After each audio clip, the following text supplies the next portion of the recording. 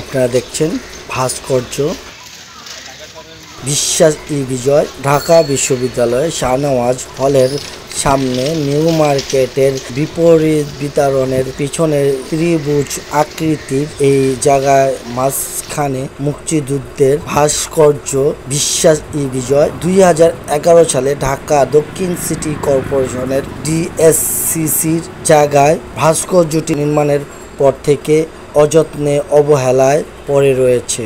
ভাস্কর্যের চারিদিকে দেয়াল ঘেঁষে বসানো হয়েছে চায়ের দোকান, ভিতরে ত্রিপল দিয়ে ছাদের আদলে তৈরি করা হয়েছে ফাস্টফুডের দোকান। ক্রেতা বসার জন্য রাখা হয়েছে চেয়ার টেবিল।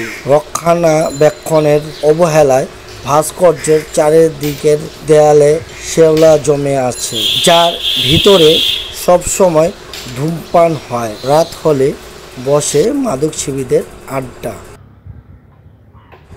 আমি আজকের মতো আপনাদের থেকে বিদায় নিচ্ছি। মুচরিত আসসালামু আলাইকুম।